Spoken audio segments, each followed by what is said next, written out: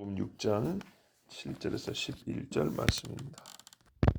12제자를 부르사 둘씩 보내시며 더러운 귀신을 제어하는 권능을 주시고 명하시되 여인을 위하여 지팡이 외에는 양식이나 배낭이나 전대 돈이나 아무것도 가지지 말며 신만 신고 두 벌 옷도 입지 말라 하시고 또 이르시되 어디서든지 누구의 집에 들어가거든 그곳을 떠나기까지 거기 거하라. 어느 곳에서든 같이 봅니다. 어느 곳에서든지 너희를 영접하지 아니하고 너희 말을 듣지도 아니하거든 거기서 나갈 때에 발 아래 먼지를 떨어버려 그들에게 증거를 삼으라 하시니 아멘. 예수님이 제자들을 부르셨는데 부르셨다는 말이 한 번 더 나옵니다. 처음에는 나를 따르라 부르셨고 이번에는 보내시려고 부르십니다. 우리가 실제 신앙생활도 보면 보통 콜링, 부르심 이렇게 표현하잖아요. 첫 번째로 우리가 보통은 따라오라고 옛적 것을 버리고 나를 따라오라 이렇게 부르심을 경험하고요. 예수 믿고 사는데 특별히 우리가 흔히 말하는 표현으로 사역자라고 부르는 사람들에게는 하나님이 또 한 번 부릅니다. 어떤 의미로 부르냐면 내가 너에게 이를 말이 있는데 가라고, 그런 의미로 제자들에게 지금까지 예수님하고 좀 힘들긴 했지만 같이 있었단 말이죠. 같이 있었는데 이제는 지금은 잠시 훈련이지만 나중에 예수님이 승천하기 전에는 아예 보내시잖아요. 보내기 위하여 한 번 더 부르셨습니다. 이런 부르심이 있을 때 우리가 보통 부르심이라는 말을 씁니다. 일반적으로 나는 주님의 부르심을 받고 예수를 믿어서, 이런 표현은 잘 안 쓰고 주의 부르심을 받고 내가 선교를 가게 됐다, 이런 표현을 많이 쓰죠. 주님이 이렇게 사역, 사명을 위하여 부르실 때 첫째는 제자들처럼 우리가 그 부르심에 응답을 해야 됩니다. 예수님을 따라올 때도 집에서 반대가 심하지만 가만 보세요. 사역한다 그러면 또 반대가 이만저만 심한 경우가 참 거의 집에서 내놓은 자식처럼 그렇게 여김을 받고 떠난 사람들도 있습니다. 이 부르심, 정말 주님의 부르심이 그토록 크고요. 그 어떤 것과도 이거는 비교가 불가능한 거, 그러한 거역할 수가 없는 부르심입니다. 복되죠. 부르셔서 제자들 보내신데 두 명씩 이렇게 보냈답니다. 3명이면 어떻고 4명이면 어떻습니까마는 예수님이 그들에게 가장 유익하고 그들이 익숙한 방법으로 2명씩 했습니다. 보통 유대 사람들 이렇게 2명씩 갔다 그래요. 그러니까는 2명씩 보냈습니다. 보내시는데 축복을 하고 공식적으로 처음으로 권세를 줬습니다. 그게 뭐냐면 더러운 귀신을 제어하는 권세였습니다. 제자들에게 주었답니다. 보내실 때에 주는 권세가 바로 이겁니다. 아무것도 없이 그냥 가라 하지 아니하고 권세를 줘서 보내는데, 귀신을 제어하는 권세를 줘서 보냈다 그랬습니다.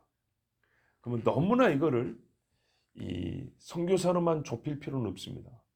복음을 증거하는 자들에게 이 권세는 주님이 주셨다 했으니까 이것을 가지고 있는 것이 마땅하고 행사하는 것도 마땅합니다. 16장 17절 18절 마가복음 끝에 가면 예수님이 승천하기 전에도 이렇게 말씀하시죠. 믿는 자들에게는 이런 표적이 따르리니 곧 저희가 내 이름으로 귀신을 쫓아내며 새 방언을 말하며 뱀을 집으며 무슨 독을 마실지라도 해를 당하지 아니하고, 그죠? 병든 자에게 손을 얹은즉 나으리라. 이게 믿는 자에게 주시는 표적이라고 했어요. 그 표적을 보기 위해서는 권능이 있어야겠죠. 권능을 주님이 주신다는 거예요. 그래서 옛날에 교회들에는 특히 저희 시골에서도 보면 진짜 이런 일들이 나타났어요. 그냥 일반 성도들 가운데 우리가 말씀을 안 믿고 말씀을 좀 표현지만 안 써봐서 그래요. 써보면 나타납니다. 한참 어떤 일에 익숙한 사람도 손을 한 10년 안 쓰고 이렇게 주머니에 넣고 있으면 어색하죠. 굳어버린다 그러죠. 안 돼요, 잘. 하나님의 말씀을 듣기만 10년, 20년, 30년 하고 쓰는 데는 1년도 안 해봤어요. 그러니까 안 써지는 거예요. 예, 이게 문제거든요. 제가 보기에는 말이죠. 우리가 이런 말 잘한다. 말씀을 잘하는데 실천이 없다고. 근데 그 보통 실천의 의미를 어떻게 생각을 하냐면 선한 행실, 선심 쓰는 거 위주로 생각하시는데 아니라니까요. 성경대로 보세요. 성경대로. 믿는 자에게는 선한 행실이 따를 것이며 아니고요. 이거는 권세가 아니에요. 권세가 아니고 심성의 변화입니다. 본성의 변화입니다. 이것도 굉장히 큰 일이죠. 근데 우리 주님은 본성의 변화와 함께 그 본성 갖고는요 힘이 나타나지 않아요. 역사가 안 나타나요. 잘 보세요. 우리가 죄악된 본성에서 선한 본성으로 바뀌는 건 반드시 있어야 됩니다. 반드시 있어야 되는데 인간에게 일어나는 선한 본성으로의 변화라는 것이 어느 정도의 힘이 있냐? 귀신 새끼 하나 떨지 않아요. 이 선한 본성에 권능이 주어져야 된다고요. 악한 본성에는 권능이 주어지지 않아요. 그래서 우리 주님은 선한 본성을 바꾸고 하나님의 선한 능력이 함께 한다고요. 그리고 권세가 나타나는데 우리가 말씀을 듣고 행한다는 것에 선한 본성을 어떻게 막 끌어내 볼까? 권능이 없는데 이게 끌어내지나요? 속에는 들어있을 수 있어요. 왜? 우리가 예수 믿고 바뀌니까. 바뀐 게 내 속에 있다고. 내 속에. 내 속에 있는 게 밖으로 끌어내지기 위해서는 반드시 주님의 권능이 필요합니다. 그래서 우리 주님이 복을 주셨어요. 너희가 권능을 받을 거라고. 내 이름을 쓰라고. 근데 이 부분이 약한 거예요. 사실은. 정말 약한 게 이 부분이에요. 말씀을 많이 듣고 실천이 없다는 것에 서로 먹을 것과 입을 것과 또 뭡니까 우리 생활의 것들을 필요로 나누는 거 있죠. 이것보다 더 약한 게 뭐냐면 말을 안 해요. 말을. 권능을 행사하지 않는다고요. 예수님이 말씀하셨어. 성경에 이렇게 기록이 돼 있어. 이거를 말을 안 해요. 그러니까 실제적인 변화가 없는 거예요. 좋은 일이 내 안에서만 끝나는 거죠. 저 사람이 참 착해. 이걸로 끝난다고요. 자, 둘 다 필요합니다. 근데 좀 다른 건요. 분명히 지금 말씀하는 것은 권세라 그랬어요. 믿는 자의 권세. 이 권세를 받고 행사하는 것이 필요합니다. 예. 생활의 모든 곳에서 예수는 명하노니. 예수는 명하노니. 예. 우리 하나님께서 말씀하셨습니다. 성경에 이렇게 기록되어 있습니다. 이렇게 말하는 것이 해보세요. 생활에 변화가 얼마나 크게 일어나는가. 정말 많은 변화가 일어납니다. 능력이니까요. 자, 예수님이 이렇게 귀신을 제하는 권세를 주셨는데 승천하기 전에도 주신 표적 중에 첫 번째가 뭐라 그럽니까? 너희가 내 이름으로 귀신을 쫓아내며. 이게 16절, 17절에 첫 번째 기록된 약속입니다. 우리가 이걸 알아야 되는데요. 귀신이 사람의 영에 미치는 영향이 얼마나 크냐. 어마어마합니다. 정말요. 이 사람의 생활 습관이나 성격 아무것도 아니에요. 첫째로 예수님을 증거하는 데 있어서 가장 큰 방해 세력은 그 힘이 있어요. 그 힘은 귀신입니다. 믿지 않게 하는 것은 귀신입니다. 뱀이 슬쩍 피해가든지 독을 뿜겠다고 확 물러가 달라든지 그렇게 대적하든지 어떤 모양이든지 간에 복음을 거역하는 것에 가장 먼저 맞닥뜨리는 이 장애, 대적자는 귀신입니다. 그래서 반드시 우리가 어떻게 해요? 이름하여 대적 기도라 그러죠. 귀신을 하나님 묶어 주십시오. 이길 수 있는 힘을 주십시오. 이 기도는 반드시 필요합니다.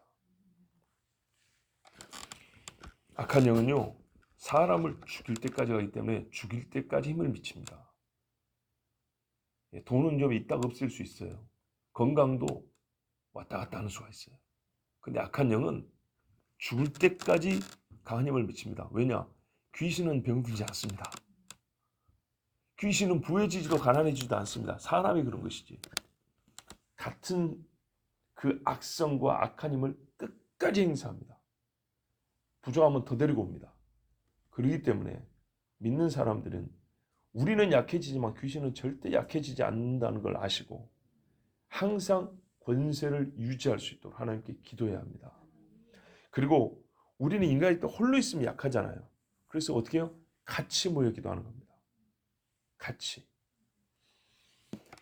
귀신이 예수를 믿지 못하고 주를 믿는 자를 핍박하는데 어떤 역할을 하는지 반드시 우리는 숙지하고 기도해야 합니다. 마가복음에 귀신한 말이 정말 자주 나옵니다. 그죠? 예수님이 일 없는 소리 하시는 분이 아닙니다. 귀신을 제어한다 그랬습니다. 무슨 말입니까? 이거는 싸운다는 뜻입니다. 제어잖아요. 경찰이 강도를 제압하는 건 똑같은 얘기입니다. 귀신을 상대하면 부드러움이나 여유를 두면 안 됩니다. 강하고 과격할 정도로 힘을 다하고 즉각적인 싸움, 그리고 귀신을 대적할 때는 등을 돌리면 안 됩니다. 절대로 등을 돌리면 지는 겁니다. 근데 이제 이런 경우가 있습니다. 시작을 해야 되느냐 말아야 되느냐. 참 그게 곤란한 경우들이 있습니다. 예전에 말씀드렸잖아요. 전에 청년부 사회 가는데 정말 독한 귀신 든 자매가 있었어요. 화장도 요사이 하고 다닙니다. 왜요? 정신이 온전하지 않으니까 화장이 제대로 안 돼요. 이렇게 막 하고 다닙니다. 그리고 말씀드렸죠. 욕이, 내가 출신이 전라도인데 욕하면 또 그쪽 아닙니까? 예? 엄마가 아들한테 화가 나서 한다는 욕이 뭔지 아십니까? 확 전봇대를 뽑아다가 눈구녕에 찌셔볼라. 이게 엄마가 아들한테 화가 날 때 하는 욕이에요. 일상적인 욕. 예? 그런 동네에서 컸지만서도 우리 어머니가 아닙니다. 우리 어머니는 그런 욕 안 해요. 그런데 말이죠. 이런 욕은 비교가 안 될 정도로 진짜 욕의 느낌이 살벌한 느낌 들어요. 사람의 살기가 느껴진다 그죠? 말을 하는데 그 사람의 영이 느껴지잖아요. 진짜 제가 그래서 처음 딱 듣고 이것은 지옥에서 나온 말이다 그랬어요. 내가 별의별 욕 다 들어보고 컸는데 이 욕은 진짜 지옥에서 나온 욕이다. 사람 영혼을 화살로 쏘아버리는 것 같아. 엑스레이 광선으로 사람 몸을 쫙 투사해서 영상을 찍지 않습니까? 그것처럼 영을 투과해버리는 것 같은, 찔러서 통과해버리는 것 같은 그런 욕이에요. 말이 싹싹 뚫고 들어가는, 듣는 사람들마다 그 자리에서 쓰러져 버렸어요. 얼마나 욕이 무서운가. 말씀드렸죠 옛날에. 예. 아가씨들은 이제 청년부니까 아가씨들은 그 욕을 들으면 그 자리에서 주저앉아 버려요. 얼마나 무지막지해. 그리고 엉엉 울어요. 그 한마디에. 진짜 이게 귀신이에요. 무지막지해요. 무지막지해. 말 한마디로 사람들을 다 꼬꾸라뜨려 버리는. 근데 이 귀신을 같이 기도하고 몰아내고 싶은데 이 사람들이 믿음이 없어요. 그리고 가끔 뉴스에 나오잖아요. 뭐 귀신 쫓는다 해다가 뭐 사람이 다쳤네 죽었네. 이 고상한 사람들, 다른 교육자들도 다 고상해. 근데 혼자 난리 피우면 어떻게 되죠? 아무도 받아주고 인정해 줄 사람이 없어요. 높여달라는 게 아니라 이 일이 뭔지를 실체를 알고 같이 해줄 사람이 없고 나만 거꾸로 이상한 놈 되는 거예요. 어떻게 할 수가 없어요. 그러니까 그 부모도 그냥 그 생각 안 하고 그냥 우리 딸 이러고만 다니고 있는 거예요. 아무도 이 영적인 세계를 알지 못하고 원하지도 아니하고 같이 기도해 줄 사람도 없고. 이게 되나요? 궁역들만 이렇게 생길 판인데 어려운 거예요. 그러면 정말 어렵습니다. 하고 싶어도 할 수가 없어요. 같이 기도합시다. 이게 안 돼요. 자, 마태복음 10장에 보면 오늘 말씀이 똑같이 기록이 되어 있어요. 근데 마태복음에는 조금 더 예수님이 하신 말씀이 더 자세히 기록되어 있는데 거기 뭐라고 되어 있냐면 1절부터 7절 사이에 보면 12제자를 불러서 더러운 귀신을 쫓아내며 모든 병과 모든 약한 것을 고치는 권능을 주시니라. 병 고치는 권능까지 줬대요. 근데 우리 말씀에도 보면 이제 13절을 보세요. 많은 병자에게 기름을 발라 고치더라 돼 있죠. 예, 본문에는 명하는 거는 귀신 쫓는 것밖에 없는데 실제로 제자들이 한 건 병 고치는 것까지 있어요. 마태복음에 보니까 병 고치는 권능도 주셨다 이렇게 돼 있어요. 그리고 제자들 12명의 기록이 딱 돼 있고 보냈는데 어디로 가냐면 이방인의 길로 가지 말고 사마리아인의 고을에 가지 말고 차라리 이스라엘 집에 잃어버린 양에게로 가라. 이번 선교는요, 이스라엘 사람들에게만 보내받은 거예요. 자, 이게 왜 중요하냐? 좀 이따가 영접하지 않는 자들 이야기죠. 그래서 이게 참 중요합니다. 가면서 전파에 말하되 천국이 가까웠다라. 예수님이 이렇게 말씀했어요. 그런데 오늘 우리가 아직 안 했지만 12절 보면 회개하라. 전파하고 그랬죠. 회개와 천국은 항상 같이 있다는 걸 아셔야 됩니다.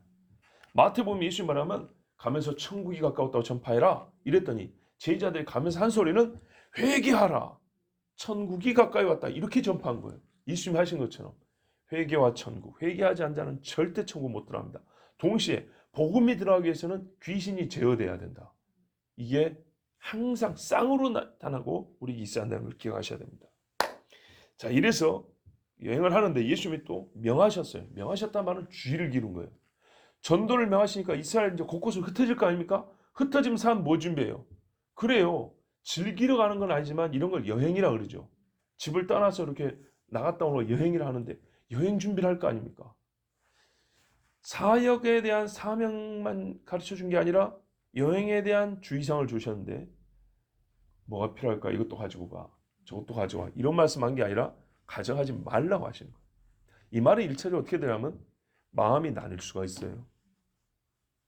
소위 후생 복지에 집중하다가 복음 증거가 안 돼요. 그래서 지팡이 외에는 갖고 가지 마라. 지팡이를 왜 갖고 갑니까? 짚고 다녀야 되니까. 많이 걸어야지요. 험한 길도 가야지요. 날아갈 거 아니지 않습니까? 지팡이 갖고 가라 그랬어요. 근데 양식이나 주머니나 전대에 돈 갖고 가지 마라. 아니 양식을 들고 가는 건 무거우니까 이해가 돼요. 그죠? 밥에 먹으려면 막 장작도 들고 와야 되고 불씨도 들고 와야 되고 이런 건 할 필요 없어요. 근데 돈은 갖고 가면 사 먹으면 되고 필요한 건 구입하면 될 거 아닙니까? 근데 돈 갖고 가지 말고 돈주머니 갖고 가지 말아요. 신어야죠. 신만 신고 가는데 두 벌업도 가져가지 말아요. 입지 말아야죠. 이게 그 말이 그 말이죠. 사실은 옷을 막 잔뜩 싸가고 막 이런 짓 하지 말라는 거예요. 그냥 딱 하나 입고 그러고 가라는 얘기죠. 그러면은 안 먹어도 산다는 얘기고 옷 없어도 된다는 얘기고 그런가요? 아니죠. 사도 바울의 선교를 한번 봐보세요. 얼마나 고생을 하는가. 필요해요. 그건 어떤 뜻입니까? 채워준다는 얘기죠. 채워준다는 뜻입니다. 실제로 선교사님들 보면 이것저것 바리바리 막 진짜 이민 가는 것처럼 쌓고 가는 분들은 제 느낌으로는요 그렇게 훌륭한 선교사님 못 본 것 같아요. 그런데 별것 없이 들어보면 알잖아요. 우리는 그냥 이렇게 와버렸어요. 그냥 뭐 많이 준비도 않고 이렇게 왔는데 하나님께서 이렇게 해주셨고 또 이런 간증들을 듣는단 말이에요. 훨씬 은혜가 돼요. 그 사역이 표현하면 순수해요. 사람들 보면 무엇을 얻을까? 무엇을 좀 이렇게 받을까? 이런 거 별로 없어요. 자기 할 일 해요. 그러면 그런 분들은 더 주고 싶어요. 저랑 같이 가보셨거나 아니면은 또 뭐 그런 거 들으신 적이 있겠지만 우리 같은 이제 목사들은 선교지 갈 때 준비 갖고 간단 말이에요. 준비 갖고 가는데 선교사님들의 딱 그 며칠 동안 함께 보면 더 주고 싶은 사람도 있어요. 뭐 있는 거 주고 남은 거 더 주고 막 이러고 온다고요. 왜 그러냐? 그 사역을 보면 알거든요. 정말 하나님 의지하는 게 보이면 더 주고 싶어요. 그래서 이제 이 하나님 말씀이 뭐냐면 굶고 다녀야 돼. 헐벗고 다녀야 돼. 절대 그런 말이 아닙니다. 너희는 먼저 그의 나라와 그의 의를 구하라. 이 모든 것이 너에게 있어야 될 줄 아시는 거로 너희 천부께서 주시리라. 입히시고 먹이시리라. 바로 그 말입니다. 그러니까는 정말 자기들의 해야 할 일에 관심을 두고 거기에 힘을 다 쓰고 거기에 몰입을 해야지 여기 반 저기 반 이렇게 하면 이 사역이 온전해지지 않는다는 얘기입니다.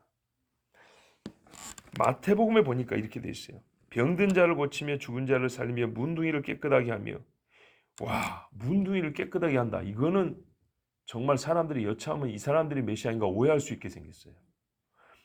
귀신을 쫓아내되 너희가 거저 받았으니 거저 주어라. 돈 받지 말합니다. 너희 전대에 금이나 은이나 동이나 가지지 말고 여행을 위하여 주머니나 두벌옷이나 신이나 지팡이를 뭐라 그럽니까? 가지지 말라. 이는 일꾼이 저 받을 것 받는 것이 마땅함이니라. 일꾼이 저 받을 것을 받는 게 마땅하다. 이게 하나님이 준비해 주신 몫이라 그랬어요.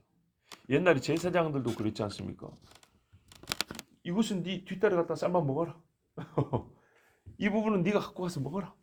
이렇게 주신 것처럼 다 하나님이 준비해 주실 거니까 너무 이런 데 신경 쓰지 마라. 정말 이것 때문에 망하는 사역자들이 또 많지요. 근데 좀 차이점은 마태복음에는 신이나 지팡이도 가져가지 마라 그랬는데 마가복음에는 그것만 갖고 가라 그랬어요. 이 차이는 뭐랄까요? 하나 갖고 가고 더 막 이렇게 갖고 가는 것을 금하신 말씀이 아닌가 이런 생각이 듭니다. 자, 또 가라사대 10절 보십시오. 어디서든지 누구 집에 들어가면 그곳을 떠나기까지 거기 유하라 그랬습니다. 잠 자야 되지 않겠습니까? 근데 어느 동네 가면 누군가가 영접을 할 거란 얘기입니다.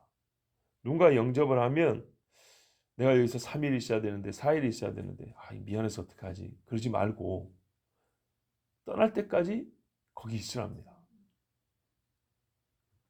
그 집에서 머물면 된답니다. 사실 이 말씀 같은 경우는 제가 중국에서 많이 경험해 본 겁니다. 이제 좀 어려운 지역이기 때문에 뭘 제가 가져가는 경우들이 있지만 먹고 자는 것은 순전히 거기서 신세를 져야 됩니다. 제 기억으로 중국에 가면 하여튼 다 먹고 자는 것은 공급을 받은 기억입니다. 그러니까 제가 15년도에 우리 장로님들이랑 셋이 간 적이 있어요.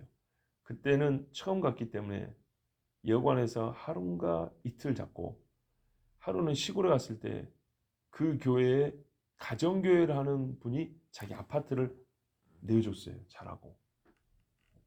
그래가지고 거기서 잤던 기억이 있고 그 뒤에 이제 제가 그 이병철 선교사님과 동행하러 갔지 않습니까? 그러면은 선교사님 댁이나 아니면 다른 그 이렇게 공부하는 곳이나 하여튼 여기저기 다 그렇게 함께 머무르고 밥 먹고 있던 기억이 있습니다. 자, 이제 이렇게 되면 어떻게 하냐? 그 집을 내어준 사람을 축복하지 않을 수가 없어요. 네, 그 믿음이 은혜가 되고요. 반드시 자동적으로 축복 기도가 나옵니다. 아니나 다를까 우리 주님이 뭐라 그러냐면 마태복음 10장 11절 12, 13절을 보면 아무 성이나 촌에 들어가든지 그 중에 합당한 자를 찾아내요. 너희 떠나기까지 거기서 머물라. 또 그 집에 들어가면서 평안하기를 빌라. 이것만 하면 된대요. 그 집이 이에 합당하면 너희 빈 평안이 거기 임할 것이요 만일 합당치 아니하면 그 평안이 너희에게 돌아올 것이니라. 이제 나가시오 하는 경우도 있겠죠. 이런 경우는 내가 다시 그 평안을 갖고 가는 거죠. 영접을 한다는 것은 심히 복된 일입니다. 정말로. 저도 어릴 때 우리 집에서 부모님이 영접하는 거 봤거든요. 정말 복 있는 일입니다. 우리 주님이 그랬죠. 너희를 영접하는 자는 나를 영접하며. 꼭 그 말씀 생각하면 됩니다. 자, 7절부터 10절까지 말씀을 보면 복음 전도자의 마음과 육이 힘써야 할 일을 가르쳐주고 있습니다. 또 힘쓰지 말아야 할 것을 가르쳐줍니다. 우리 주님이 사람이 생각지 못할 놀라운 방법으로 채워준다는 약속입니다. 그러니까 하나님 하실 일을 네가 굳이 애써서 뺏어올 생각하지 말고 불필요한 일 하지 말고 너에게 주어진 일을 하라는 말씀입니다. 또 남의 집에 들어가서 먹고 마신다는 것이 절대 부끄러운 일이 아니라는 것. 예, 그도 기쁘고 너도 그에게 복을 빌릴 수 있는 좋은 기회의 시간이라는 것. 즉 주 안에 은혜가 교통할 수 있는 시간이라는 것을 알라는 겁니다. 즉 우리의 인식을 새롭게 해줍니다. 신세지는 식으로 인식하지 말고 믿음의 사람들이 믿음을 표하고 서로 은혜를 나누는 방식으로 인식을 하라는 얘기입니다. 그 베푸는 사람은 하나님의 손노릇을 하는 겁니다. 그렇죠? 나는 그 집에 하나님의 입 역할을 하는 겁니다.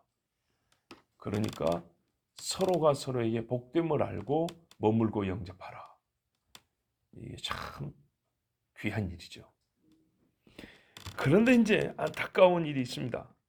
이런 일이 생기면 안 되는데 11절에 보시면 어느 곳에서든지 너희를 영접지 아니하고 너희 말을 듣지도 아니하거든 거기서 나갈 때 발 아래 먼지를 떨어버려 저희에게 증거를 삼으라. 영접하지 아니하고 말도 듣지 아니한다. 보세요. 이게 두 개 함께 간다니까요. 영접하는 사람은 듣는 사람이에요. 맞아. 안 들으면 절대 영접 안 해요. 물론 개인과 지역의 차이가 있을 수 있습니다. 어느 한 사람은 우리 집에 와서 말씀을 전해 주십시오 하는데 그 동네 사람은 싫다 할 수도 있습니다. 그렇지만 이 영적인 짝을 이루는 것은 영접함과 듣는 것은 한 짝이라는 것이 분명히 맞습니다. 그런데 이제 만일에 듣지 아니한다, 영접지 아니한다 하면 어떻게 하냐면 우리 주님이 참 이런 경우는 너희는 착한 사람들이니까 예 알겠습니다 하고 떠나라. 오히려 축복하고 떠나라. 이렇게 말 안 해요. 희한하죠. 원수는 축복하라 그러는데 이런 경우는 뭐냐면 발 아래 먼지를 떨어버리래요. 이게 아까 이스라엘 집에 찾아가라는 말씀과 좀 상관성이 크다고 했죠. 유대인 풍습입니다. 예. 우리 한국 사람들 이거 잘 안 하죠. 우리는 소금 뿌린다 그러죠. 근데 유대인들은 이 길을 틀어갑니다. 한국 사람들은 옷을 틀고 가는 경우 있죠. 발 아래 먼지니까 조금 더 모욕적이죠. 제일 낮은 거니까. 그만큼 어떤 의미를 담고 있다면 그 의미가 크다는 얘기죠. 표현 자체가 상당히 기분 나쁜 표현이잖아요. 심하게 기분 나쁜 표현이잖아요. 저주입니다. 심판에 대한 저주입니다. 그렇기 때문에 유대인들 경우에 발에 먼지를 들고 가면 우리식으로 표현하면 너 죽는다 얘기입니다. 무섭죠. 이렇게 하랍니다. 우리 번역에 안 나온 말이 있어요. 참 번역자들에게 이 저주가 있을지어다입니다. 정말로. 왜? 하나님 말씀 빼버렸으니까. 마태복음에 보면 뭐라고 돼 있냐? 원래 마가복음에도 있어요. 근데 봐보세요. 우리나라 번역자들이 어떤 자기들의 공식이냐면 같은 말씀 있으면 하나님께서 두 군데다 하나님이 예수님이 하신 말씀이 맞으니까 마태도 기록이고 마가도 기록했구나 이렇게 봐야 되는데 둘 다 놔뒀는데 두 개가 있으면 하나를 빼버려요. 왜? 이 사람이 기록한 걸 얘가 따라 쓴 거니까 굳이 이거는 필요 없다고 빼버려요. 정말 못됐죠. 여러분 제가 오늘 한 이야기 여러분 보고 그대로 받아쓰라 하면은 제가 한 말이니까 똑같은 얘기가 다 기록될 거 아닙니까? 기억은 좀 차이가 날지 몰라도. 그런데 그렇게 상식적으로 생각하지 않고 빼버려요. 같은 거는. 기도와 금시에서 금식 빼버리고. 예. 병든 자를 고친다. 안수한다. 뭐 이런 부분이 반복됐으면 또 하나 빼버리고. 마태복음에 어떻게 되어 있냐? 누구든지 너희를 영접도 아니하고 너희 말을 듣지도 아니하거든 그 집이나 성에서 나가 너희 발에 먼지를 떨어버리라. 똑같지요. 이 뒤에가 뭐냐면 내가 진실로 너희에게 이르노니 심판날에 소돔과 고모라 땅이 그 성보다 견디기 쉬우리라. 익숙한 말씀이죠. 이 말씀이 마태복음에는 그대로 기록해 놓고 마가복음 여기 똑같은 자리인데 없잖아요. 똑같은 자리인데 없어요. 근데 있어요. 원래는. 있는데 빼버린 거예요. 뭐라고 돼 있냐? 진실로 내가 너에게 말하노니 심판날에 소돔과 고모라가 그 성읍보다 더 견디기 쉬우리라. 복음을 거절해버리면 소돔과 고모라보다 더 무서운 심판을 받는답니다. 발밑에 먼지를 떨어버린다는 것은 증거라고 했는데요. 증거는 실체를 가리키잖아요. 그 실체가 뭐냐? 그러니까요. 그 실체를 가리키지 않는데 실체를 빼버렸단 말이에요. 마가복음에는. 이 나쁜 사람들이. 실체가 없는데 증거가 뭔 소용이요 도대체. 뭘 가리키는 증거냐는 거죠. 뭘 가리키냐 했더니 심판이랍니다. 요거 이렇게 떨어버리면 심판이랍니다. 얼마나 무섭냐? 소돔과 고모라 불에 탔지 않습니까? 그 불과 유황이 쏟아질 때 소돔과 고모라가 타면서 소멸되기까지 걸린 시간이 있겠죠. 사람들이 한꺼번에 다 죽지 않고 어떤 사람은 좀 숨었다가 어떤 사람은 처음부터 불벼락을 맞고 죽은 사람, 지하에 숨은 사람, 벽 밑에 숨은 사람, 별의별 사람 다 있겠죠. 어쨌거나 그 소멸되는데 어쨌든 다 소멸됐는데 소멸되는데 걸리는 시간이 예를 들어서 1시간이라 하자고요. 이 성은 10분이면 없어져 버린다는 얘기죠. 훨씬 더 빨리 소멸된다는 거예요. 도망갈 틈도 없이. 소돔과 고모라보다 무서운 심판, 이게 하나님의 말씀을 거절하고 박대하고 추방한 사람들, 복음 증거자를 전혀 거들떠보지도 아니하고 함부로 대한 사람들이 겪는 일입니다. 자, 제자들은요, 두 가지 일을 위하여 보냄받았습니다. 귀신을 쫓아라. 또 12절에 보니까 회개하라. 그렇죠? 근데 마태복음과 함께 보았더니 회개하라는 천국을 전파하라와 짝이고 귀신을 쫓아내면은 병 고치는 것과 함께 하더라. 그래서 제자들이 명함을 받은 것은 회개하여 천국에 들어갈 믿음을 가지라고 증거해야 된다. 그리고 너희가 병자도 고치고 귀신도 쫓아내고 이렇게 하라 하고 우리 주님이 명하신 걸 알 수 있습니다. 그런데 이 일을 위하여 준비해야 될 건 이제 말씀과 기도겠죠. 근데 그것을 쪼개가지고 옷 준비하고 전대 준비하고 돈 준비하고 신발 싸들고 하는데 쓰지 말라는 얘기입니다. 순수하게 여행 갈 때는 이걸 준비해야지. 그런데 복음을 증거하러 가는 여행에서는 요거 버리고 복음을 준비하라 합니다.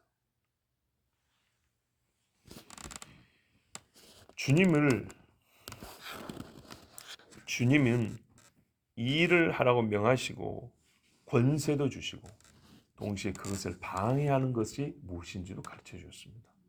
실제로 방해가 됩니다.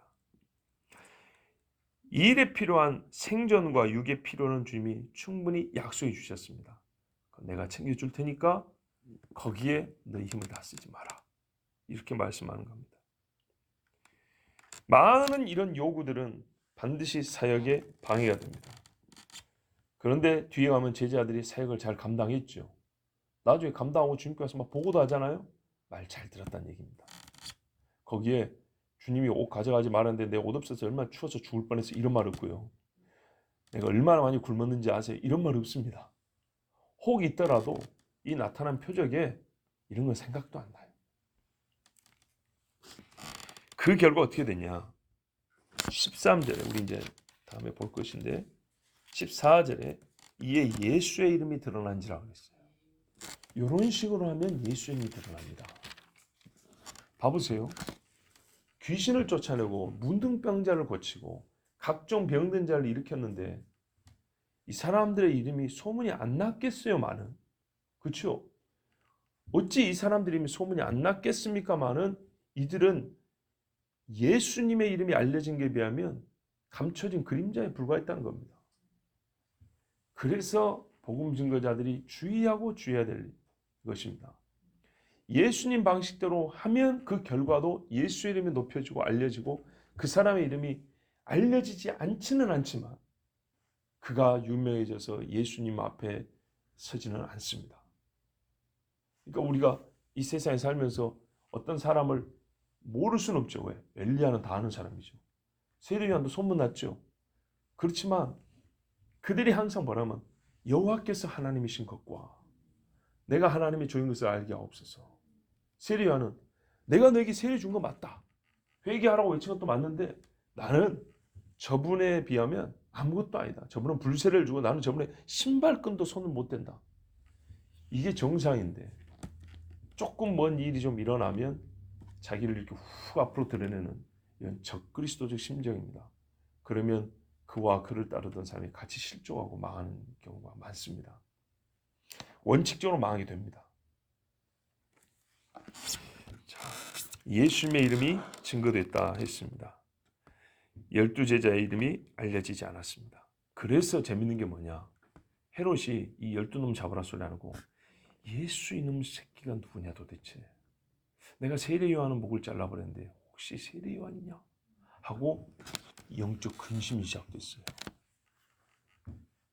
복음 증거에는 항상 이와 같이 예수님의 이름이 증거되고 예수님에 대하여 사람들이 눈을 돌이켜보게 되고 귀를 기울이고 심히 혼란스러운 마음의 격동이 일어나야 됩니다. 여러분, 복음 증거를 위하여 길을 떠나겠다고 우리 교회도 준비하고 있는 분들이 계십니다. 그분들은 떠날 때 오늘 이 말씀을 반드시 듣고 가야 됩니다. 제가 그러고 보니 지금 생각나네요. 우리 승만 형제하고 아람 자매 주례할 때 참 그 가족들이 충격을 받았다 그래요. 주례했던 이야기 기억 잘 안 나시죠? 그 할머니, 할아버지 안 믿는 어른들이 굉장히 큰 충격을 받았다고 합니다. 지금 신혼집 살림살이 준비해 놓은 거 몇 달 있다는 싹 버리고 가야 된다 그러니까 우리 손자가 어디를 가길래 무슨 일 하기로 상당히 염려를 했다 그럽니다. 근데 그 말이 맞네요. 맞죠? 예. 한참 신혼 분위기 내고 이것도 세고 저것도 세고 막 여기저기서 선물 들은 것들 막 이렇게 하는데 이거 다 놓고 가야 되는 겁니다. 그런 각오로 지금은 나가지는 못하고 있는 상황이지만 그게 선교사로서 부부가 되겠다는 사람들이 반드시 갖고 있어야 될 생각이라고 그때 말을 했던 기억이 납니다. 맞습니다, 여러분. 제가 보니까 필요는 하지만 선교사님들이 나갈 때 꼭 선교사만의 얘기는 아닙니다. 넓게 보면 모든 복음 전도에 필요한 얘기인데 전도할 때 이야기인데 일상생활 이야기는 아닙니다. 전도할 때 이야기인데 후원자를 수십 명을 준비를 해놔야 파송이 된다거나 갈 수 있다거나 이거는 성경적이지 않다고 봅니다. 후원자가 공식적으로 한 명도 없어도 가는 분들이 있습니다. 그리고 현장에서 하나님이 조력자를 붙여주시거나 생각지도 못했던 사람들이 알게 돼가지고 후원해 준다거나 이런 경우도 정말 많습니다. 고로 우리에게 있는 예비 선교사들에게 이 말씀이 들려져야 되겠고 물론 목사인 제가 언젠가 때가 되면 전해주겠지만 여러분들도 함께 생각하시고 들려주십시오. 그런다고 그냥 빈손으로 가 이런 말 하면 안 되겠죠. 이거는 우리 역할을 얘기하는 게 아닙니다. 보내는 사람은 보내는 사람의 역할이 있습니다. 사도행전 보세요. 바울과 바나바를 어떻게 보냈는가? 예, 데살로니가 교회가 어떻게 바울 선교의 일행을 도왔는가? 그거는 보내는 사람들이 할 일이고 떠나는 사람들의 마인드는 어떤 생각을 가지고 가야 되는가? 이것은 반드시 하나님 말씀을 배우고 따라야 할 것입니다. 그러면 보내는 자와 보냄을 받는 자, 또 그들을 영접하는 자 모두가 다 복이 있고 모두가 다 주의 이름을 증거하는 동역자가 됩니다. 기도하겠습니다.